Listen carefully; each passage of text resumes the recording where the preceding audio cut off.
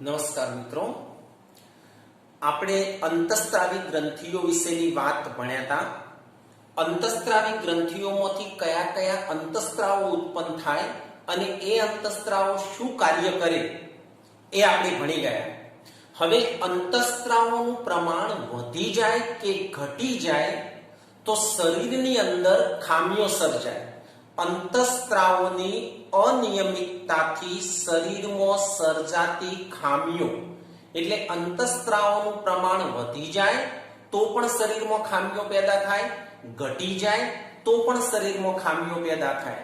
દાખલા તરીકે growth hormones એટલે વૃદ્ધિ અંતઃસ્ત્રાવનું પ્રમાણ જો વધી જાય તો શરીરની વૃદ્ધિ અતિશય થઈ જાય. અતિશય થઈ જાય જેને વિરાટ કાયતા કહેવાય. અસાધારણ વૃદ્ધિ થાય, વિરાટ કાયતા. આપણે 6 ફૂટ, 6.5 ફૂટ, 6.5 ફૂટથી ઉપરની હાઈટ હોય, 7 ફૂટ, 7.5 ફૂટ, 8 ફૂટ, તો એ વિચિત્ર લાગે. એ ગ્રોથ હોર્મોન્સનું પ્રમાણ વધી જાય, મતલબ વૃદ્ધિ અંતઃસ્ત્રાવનું પ્રમાણ વધી જાય તો શરીરની વૃદ્ધિ અસાધારણ રીતે વધે છે, જેને આપણે વિરાટ કાયતા કહીએ છીએ. એ જ પ્રમાણે જો ગ્રોથ હોર્મોન્સની ઉણપ સર્જાય એટલે ગ્રોથ હોર્મોન્સ એટલે વૃદ્ધિ અંતઃસ્ત્રાવ, વૃદ્ધિ અંતઃસ્ત્રાવનું પ્રમાણ ઘટી જાય તો શરીર ઠીંગણું રહી જાય, જેને વામનતા કહેવાય. શરીરની ઊંચાઈ વધે નહીં, ઠીંગણું રહી જાય. ક્યારે એવું બને? જ્યારે ગ્રોથ હોર્મોન્સનું પ્રમાણ ઘટી જાય, મતલબ ગ્રોથ હોર્મોન્સની ઉણપ સર્જાય તો શરીરની વૃદ્ધિ અટકી જાય એટલે ઠીંગણાપણું આવે, જેને વામનતા કહેવાય. પછી આયોડિનની ઉણપ હોય. જો આપણા આહારમાં આયોડિનની ઉણપ હોય તો આયોડિનની ઉણપથી થાઇરોઇડ ગ્રંથિના કાર્યમાં વિક્ષેપ પડે. થાઇરોઇડ ગ્રંથિના કાર્યમાં વિક્ષેપ પડે એટલે થાઇરોઇડ ગ્રંથિ છે એ થાઇરોક્સિન ઉત્પન્ન કરવાનું બંધ કરે અથવા થાઇરોક્સિન ઉત્પન્ન કરવાનું ઓછું થઈ જાય. થાઇરોક્સિનની ઉણપથી ગળાની અંદર એક મોટી ગાંઠ થાય, જેને ગોઈટર કહેવાય. એટલે થાઇરોક્સિનની ઉણપથી ગોઈટર નામનો રોગ થાય. ગળાની અંદર મોટી ગાંઠ થાય, જેને આપણે ગોઈટર કહીએ છીએ. એ ક્યારે થાય? જો આહારમાં આયોડિનની ઉણપ હોય તો થાઇરોઇડ ગ્રંથિમાંથી થાઇરોક્સિન ઉત્પન્ન થવાનું બંધ થઈ જાય અથવા ઓછું થઈ જાય. એટલે થાઇરોક્સિનની ઉણપથી ગળામાં મોટી ગાંઠ થાય, જેને ગોઈટર કહેવાય. હિમાલયની તળેટીના પ્રદેશમાં મિત્રો ઘેર ઘેર આની ગળામાં ગાંઠ થયેલા તમને જોવા મળે, કારણ કે ત્યાં જમીનમાં અને પાણીમાં આયોડિનનું પ્રમાણ ઓછું છે. જમીનમાં આયોડિન ઓછું છે, પાણીમાં આયોડિન ઓછું છે. એટલે આયોડિનની ઉણપથી ત્યાં થાઇરોક્સિનની ઉણપ સર્જાય અને થાઇરોક્સિનની ઉણપ સર્જાય એટલે ગોઈટર વધુ પ્રમાણમાં થાય છે હિમાલયની તળેટીમાં. ઇન્સ્યુલિન નામનો અંતઃસ્ત્રાવ જે સ્વાદુપિંડમાંથી ઉત્પન્ન થાય છે, એ ઇન્સ્યુલિનની ઉણપ વર્તાય તો રુધિરમાં શર્કરાનું પ્રમાણ વધી જાય, જેને આપણે મધુપ્રમેહ કે ડાયાબિટીસ કહીએ છીએ. એટલે જો ઇન્સ્યુલિનની ઉણપ વર્તાય તો રુધિરમાં શર્કરાનું પ્રમાણ વધી જાય, મતલબ ડાયાબિટીસ થાય, એટલે કે મધુપ્રમેહ થાય. તો આ અનિયમિતતાથી સર્જાતી ખામીઓ છે. વૃદ્ધિ અંતઃસ્ત્રાવનું પ્રમાણ વધી જાય તો ઊંચાઈ અતિશય વધી જાય. વૃદ્ધિ અંતઃસ્ત્રાવનું પ્રમાણ ઓછું હોય તો શરીરની વૃદ્ધિ અટકી જાય, મતલબ ઠીંગણાપણું આવે.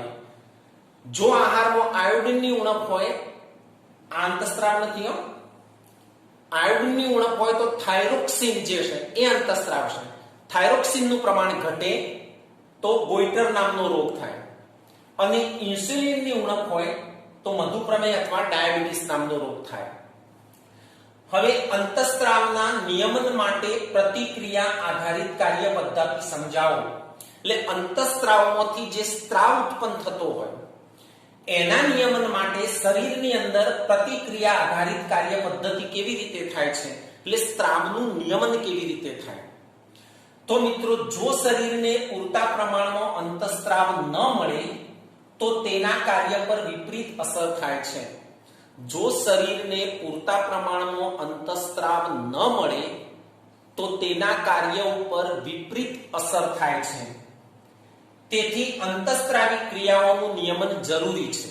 એટલે અંતઃસ્ત્રાવી ક્રિયાઓનું નિયમન થઈ અને શરીરને યોગ્ય માત્રામાં અંતઃસ્ત્રાવ મળવો જોઈએ. દાખલા તરીકે જો આપણા રુધિરમાં શર્કરાનું પ્રમાણ વધી જાય તો સ્વાદુપિંડમાંથી ઇન્સ્યુલિન વધારે ઉત્પન્ન થાય. આ વધારે ઉત્પન્ન થયેલો ઇન્સ્યુલિન રુધિરમાં શર્કરાનું પ્રમાણ પાછો ઘટાડી દે, એટલે શર્કરાનું પ્રમાણ જળવાઈ રહે. જો રુધિરમાં શર્કરાનું પ્રમાણ વધી જાય તો સ્વાદુપિંડમાંથી ઇન્સ્યુલિનનું પ્રમાણ વધી જાય, એટલે સ્વાદુપિંડમાંથી ઇન્સ્યુલિન વધારે ઉત્પન્ન થાય. આ ઇન્સ્યુલિન શું કરશે?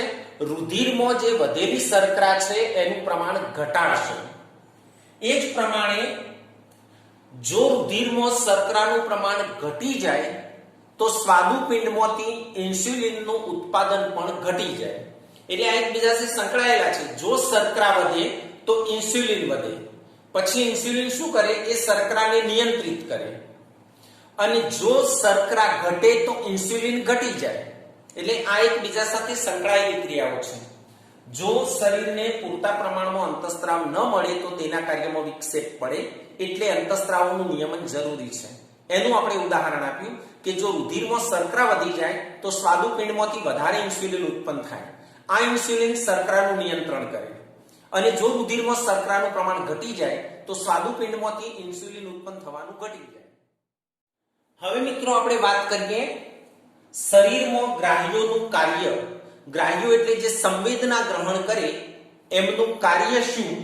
તો તે આપણી આસપાસ પર્યાવરણમાં થતા ફેરફારની માહિતી ઉત્તેજના રૂપે ગ્રહણ કરે છે. એટલે પર્યાવરણમાં કોઈ પણ પ્રકારનો ફેરફાર થાય તો એની માહિતી ઉત્તેજના સ્વરૂપે ગ્રાહ્યો ગ્રહણ કરે અને ત્યારબાદ આ માહિતીને ઉર્મિવેગ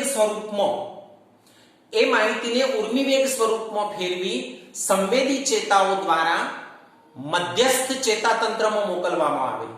મધ્યસ્થ ચેતાતંત્ર એટલે કરોડરજ્જુ અને મગજમાં મોકલવામાં આવે અને ત્યાંથી માહિતીનું પૃથ્થકરણ થઈ અને કાર્યકારી અંગને સૂચના મળે એ પ્રમાણે શરીર પ્રતિચાર આપે. એટલે ગ્રાહ્યો ના હોય તો માહિતી મગજ સુધી પહોંચે નહીં અને શરીર પ્રતિચાર આપે પણ નહીં. એટલે જો ગ્રાહ્યો ન હોય તો શરીર યોગ્ય પ્રતિચાર આપી શકતું નથી. ગ્રાહ્યો શું કરે? પર્યાવરણમાં થતા કોઈ પણ ફેરફારની જે માહિતી છે એ માહિતીના કારણે એમાં ઉત્તેજના પેદા થાય ગ્રાહ્યોમાં.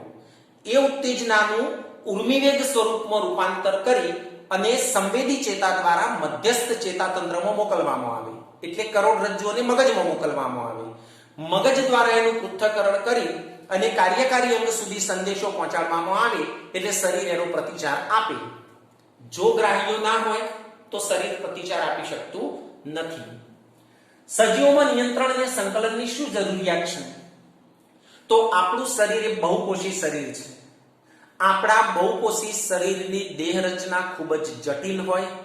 એમાં કેટલીય પેશીઓ, કેટલાય અંગો પોતપોતાની રીતે સ્વતંત્ર રીતે પોતાના વિવિધ કાર્યો કરતા હોય. હવે આ બધા અંગો ભેગા મળીને યોગ્ય રીતે ક્રમબદ્ધ કાર્ય કરી શકે એ માટે નિયંત્રણ અને સંકલનની જરૂર પડે. દરેક કાર્ય પોતપોતાની રીતે જ, દરેક અંગ પોતપોતાની રીતે અલગ અલગ કાર્ય કરે તો શરીરમાં યોગ્ય કાર્યો થઈ શકે નહીં. એટલે કામ બધા ક્રમબદ્ધ અને યોગ્ય રીતે થવા જોઈએ. એટલા માટે સંકલન જરૂરી છે. તો બહુકોષી સજીવોનું શરીર જટિલ રચના ધરાવે છે. વિવિધ પેશીઓ અને અંગો જુદા જુદા વિશિષ્ટ કાર્યો કરે છે. આ બધા અંગો ભેગા મળી યોગ્ય રીતે કાર્ય કરી શકે, ક્રમમાં કાર્ય કરી શકે એ માટે નિયંત્રણ અને સંકલન જરૂરી છે. એટલા માટે મનુષ્ય શરીરમાં નિયંત્રણ અને સંકલન માટે ખૂબ વિકસિત ચેતાતંત્ર અને અંતઃસ્ત્રાવી તંત્ર વિકાસ પામ્યા છે. કારણ કે જો સંકલન અને નિયંત્રણ ના થાય તો દરેક અંગ પોતપોતાની રીતે અલગ અલગ કાર્ય કરે તો શરીરમાં યોગ્ય પ્રમાણે ક્રમબદ્ધ કાર્યો થઈ શકતા નથી. એટલે બધા અંગોના કાર્યોનું સંકલન જરૂરી છે અને એટલા માટે સંકલન તંત્ર તરીકે ચેતાતંત્ર અને અંતઃસ્ત્રાવી ગ્રંથિઓ જરૂરી છે.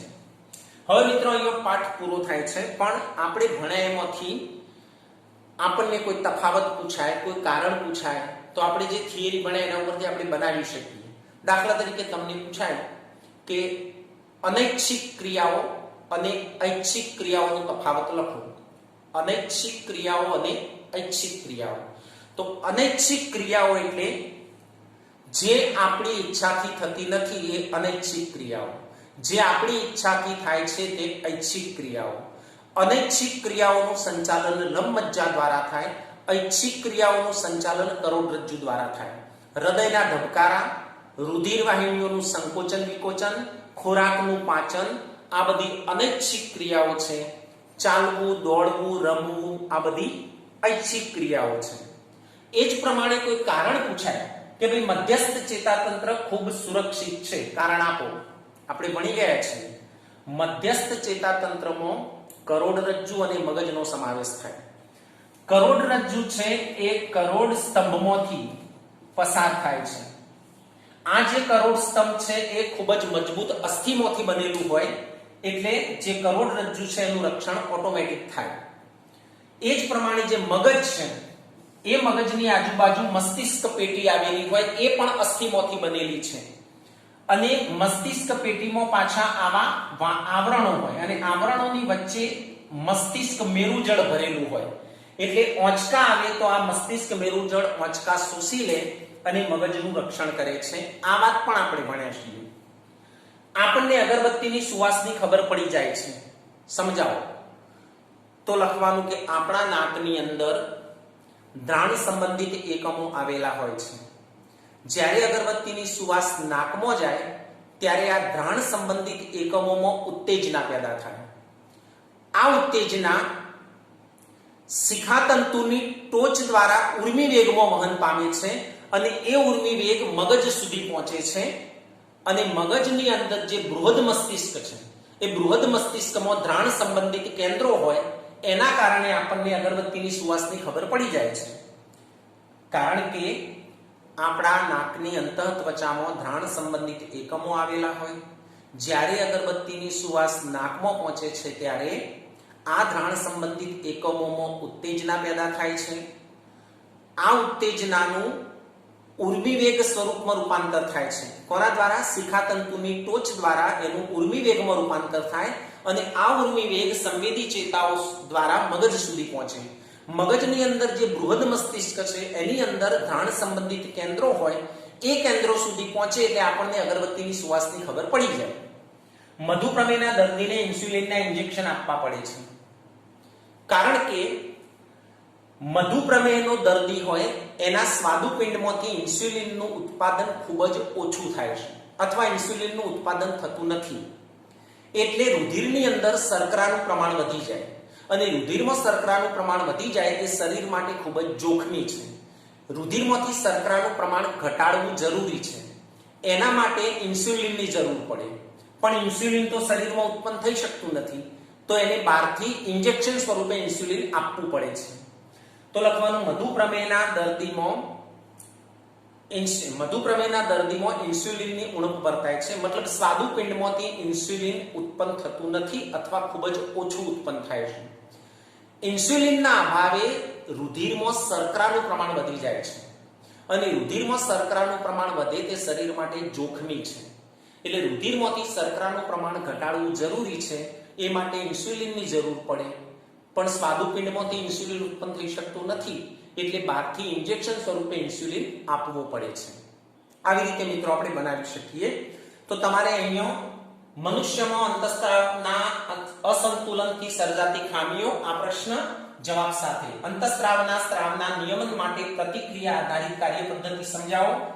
શરીરમાં ગ્રાહ્યોનું કાર્ય અને ગ્રાહ્યો યોગ્ય કાર્ય ન કરે તો શું થાય અને સજીવોમાં નિયંત્રણ અને સંકલનની શી જરૂરિયાત છે. આટલી વસ્તુ તૈયાર કરી લખીને મોકલાવાની. ઓકે.